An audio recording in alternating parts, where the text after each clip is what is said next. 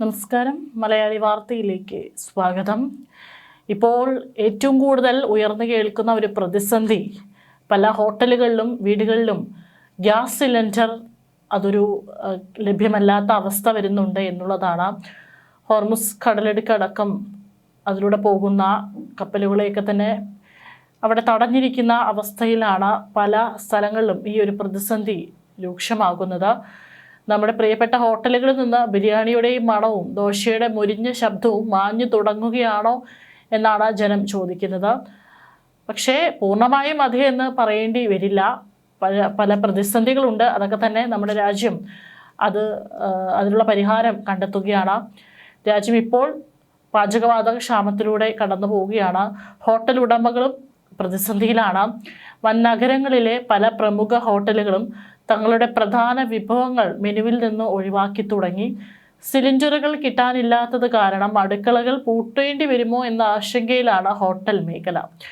സാധാരണക്കാരൻ്റെ ഭക്ഷണശീലങ്ങളെ പോലും ബാധിക്കുന്ന ഈ ഗ്യാസ് പ്രതിസന്ധിയുടെ ആഴം എത്രത്തോളം ഉണ്ട് എന്നുള്ളതൊന്ന് പരിശോധിക്കാം.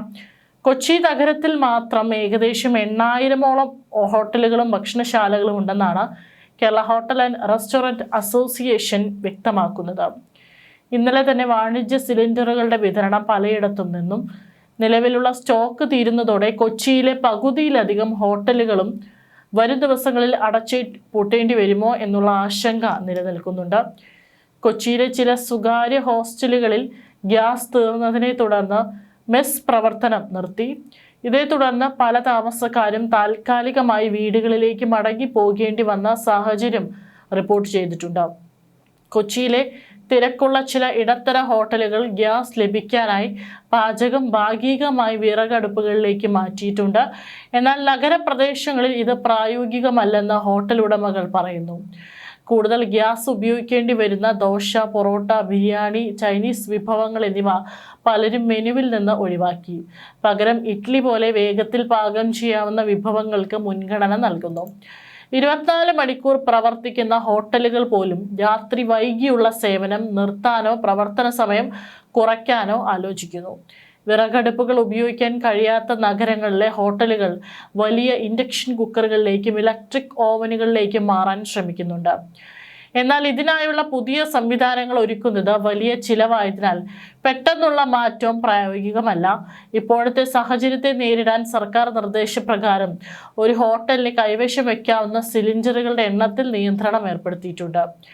ചെന്നൈയിലെ ബോട്ട്ലിംഗ് പ്ലാന്റുകളിൽ നിന്നാണ് കേരളത്തിലേക്ക് പ്രധാനമായും വാണിജ്യ സിലിണ്ടറുകൾ എത്തുന്നത്. അവിടെ സിലിണ്ടറുകൾ നിറയ്ക്കുന്നത് താൽക്കാലികമായി നിർത്തിവെച്ചതാണ് കേരളത്തിലെ ക്ഷാമത്തിന് പ്രധാന കാരണം. മുംബൈയിലെ 20% ഹോട്ടലുകളും ഇതിനോടകം അടച്ചു കഴിഞ്ഞു. സ്ഥിതി തുടർന്നാൽ അടുത്ത 2 ദിവസത്തിനുള്ളിൽ 50% ഹോട്ടലുകൾ വരെ പൂട്ടേണ്ടി വരുമെന്നാണ് ഉടമകൾ മുന്നറിയിപ്പ് നൽകുന്നത്. ബാംഗ്ലൂരിലെയും ചെന്നൈയിലെയും ഹോട്ടലുകൾ ഈ ആഴ്ച ആദ്യം മുതൽ തന്നെ വലിയ പ്രതിസന്ധിയിലാണ്. പലയിടത്തും ഭക്ഷണ വിതരണം തടസ്സപ്പെട്ടു. ചൈനീസ് വിഭവങ്ങൾക്കും മറ്റു വലിയ തീയിൽ തന്നെ പാചകം ചെയ്യേണ്ടതുണ്ട്. ഇത് സിലിണ്ടർ പെട്ടെന്ന് തീരാൻ കാരണമാകും. ദോശക്കല്ല് എപ്പോഴും ചൂടായിരിക്കണമെങ്കിലും ഗ്യാസ് ഓഫ് ചെയ്യാൻ കഴിയില്ല. ഇതും വലിയ നഷ്ടമുണ്ടാക്കുന്നു. അതുകൊണ്ട് ഹോട്ടലുകൾ ദോശ ഇപ്പോൾ ഉണ്ടാക്കുന്നില്ല. ദാൽ മഖ്നി പോലുള്ള വിഭവങ്ങൾ മണിക്കൂറുകളോളം വേവിക്കേണ്ടതാണ്. ഇപ്പോഴത്തെ സാഹചര്യത്തിൽ ഇത് ലാഭകരമല്ല.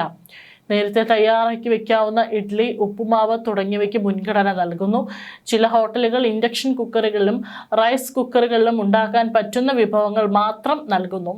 മിഡിൽ ഈസ്റ്റിലെ വർദ്ധിച്ചു വരുന്ന സംഘർഷങ്ങൾക്കിടയിൽ തന്ത്രപരമായി നിർണായകമായ ഹോർമുസ് കടലിടുക്ക് കടന്ന് ഒരു ഇന്ത്യക്കാരന്റെ നേതൃത്വത്തിൽ ലൈബീരിയൻ പതാകയുള്ള ക്രൂഡ് ഓയിൽ ടാങ്കർ മുംബൈ തുറമുഖത്തെത്തി. സൗദി അറേബ്യയിലെ റാസ് തനൂര തുറമുഖത്ത് നിന്ന് ക്രൂഡ് ഓയിൽ കയറ്റിയ ടാങ്കർ ഷെല്ലോങ് സൂയിസ് മാക്സ് ബുധനാഴ്ച ഇടുങ്ങിയ ജലപാതയിലൂടെ കടന്നുപോകാൻ ഇറാൻ അനുമതി നൽകിയതിനെ തുടർന്ന് മുംബൈ പോർട്ട് ട്രസ്റ്റ് അറിയിച്ചു.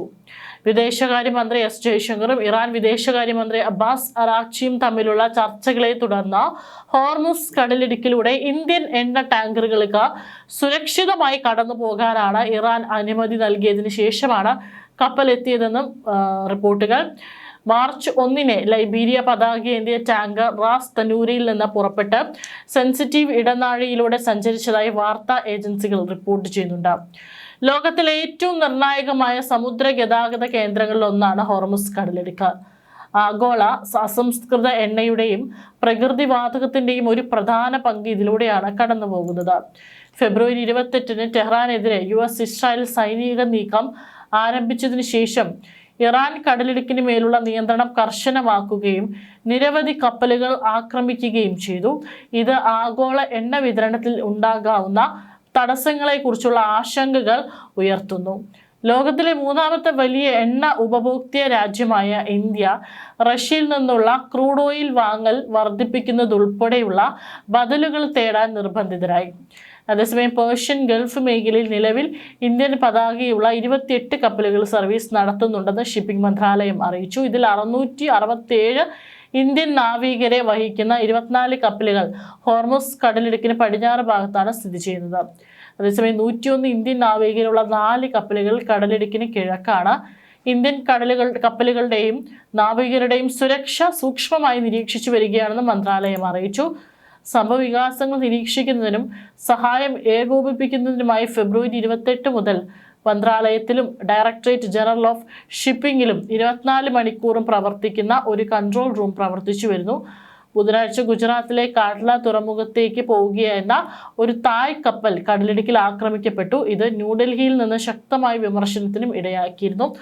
ഏതായാലും ഇന്ത്യൻ കപ്പൽ സുരക്ഷിതമായി തന്നെ ഹോർമുസ് കടലിടുക്ക് കടന്ന് ഇന്ത്യൻ തീരത്തേക്ക് എത്തിയിട്ടുണ്ട്. ഈ വരുന്ന പ്രതിസന്ധികളൊക്കെ തന്നെ വരും ദിവസങ്ങളിൽ അത് പരിഹരിക്കുമെന്ന് കേന്ദ്ര സർക്കാരും പറഞ്ഞിട്ടുണ്ട്. റഷ്യയിൽ നിന്ന് എണ്ണ വാങ്ങുന്നതിനുള്ള നീക്കങ്ങളും നടത്തി കഴിഞ്ഞിട്ടുണ്ട്.